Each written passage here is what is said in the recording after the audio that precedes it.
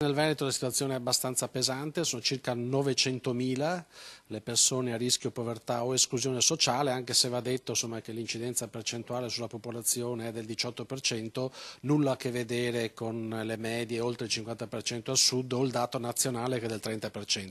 Quasi un Veneto su 5 a rischio povertà. Il numero di persone in pesanti difficoltà economiche è molto più alto di quello dei disoccupati, il che significa che avere un lavoro non mette automaticamente al riparo dalla miseria. Oggi noi abbiamo sacche di occupati, magari parzialmente, part-time, ma soprattutto tantissimi lavoratori autonomi, tantissime partite IVA che in questi ultimi anni di crisi economica sono stati più colpiti dagli effetti appunto negativi della stessa.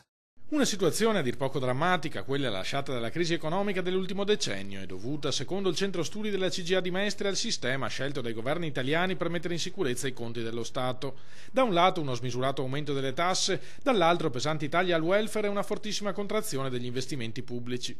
In questi 10 anni di crisi noi abbiamo perso oltre 20 punti percentuali di investimenti e fanno sì che questo Paese sconti adesso un ritardo molto preoccupante rispetto ai principali partner economici d'Europa. I sacrifici richiesti alle famiglie e alle imprese non hanno peraltro ottenuto l'effetto sperato. Il rapporto debito-PIL è aumentato in questi anni di oltre 30 punti, attestandosi nel 2017 al 131,6%.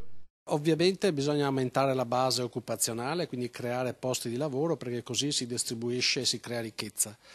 E per far questo bisogna mettere nelle condizioni le imprese, soprattutto quelle private, di farlo perché sono le uniche che possono creare posti di lavoro, in particolar modo le piccole e le piccolissime, quindi bisogna diminuire le tasse e soprattutto a nostro avviso bisogna aumentare gli investimenti, soprattutto quelli pubblici.